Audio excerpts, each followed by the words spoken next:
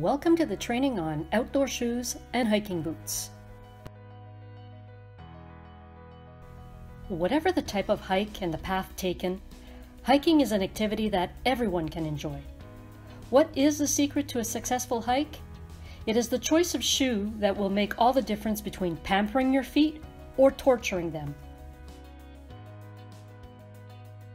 To properly advise the customer, it is necessary to determine what type of hiker he is, what load he carries, and the type of path or terrain he takes.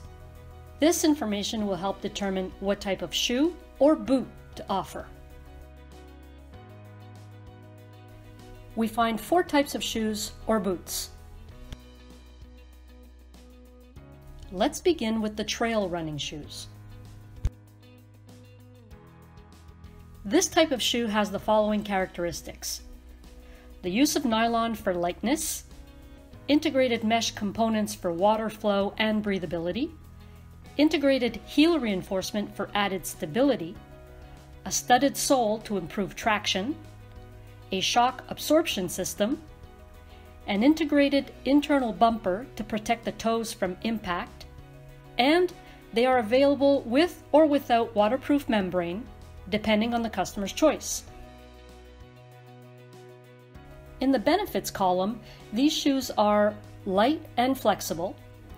They don't need to be broken in. They offer good breathability, and they are more durable than running shoes.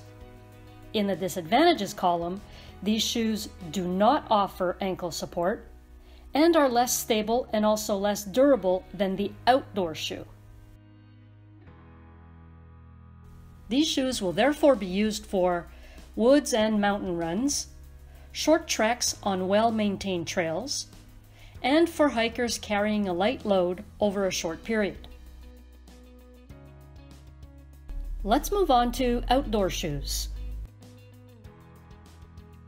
This type of shoe has the following characteristics: leather in strategic places for more solidity, the use of nylon for lightness and to let the foot breathe, a waterproof, breathable membrane on some models, a sole with minimum stiffness for good stability, and an outsole with spaced lugs for good traction and evacuation of dirt and mud.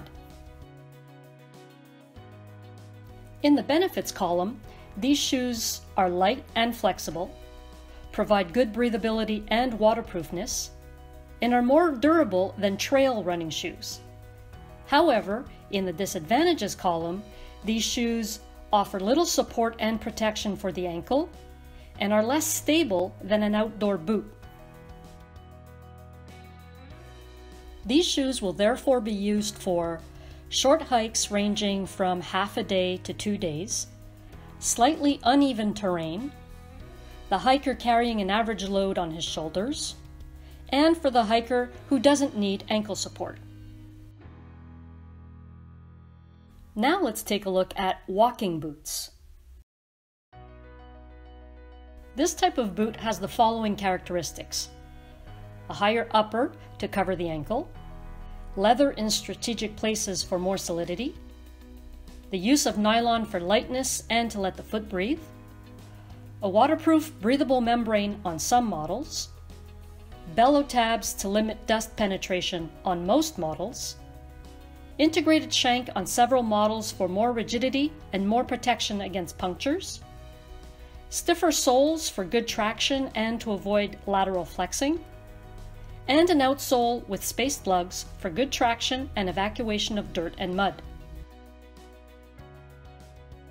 In the benefits column, these boots offer ankle support and protection, provide good breathability and waterproofness, and are more stable than outdoor shoes.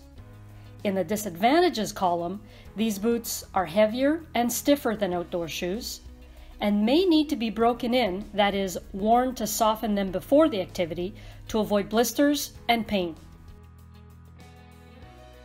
These boots will therefore be used for hikes that last a few days and for longer distances, a varied and rugged environment where uneven landscapes prevail, the hiker carrying a moderately loaded backpack, and for the hiker needing more stability and good ankle support.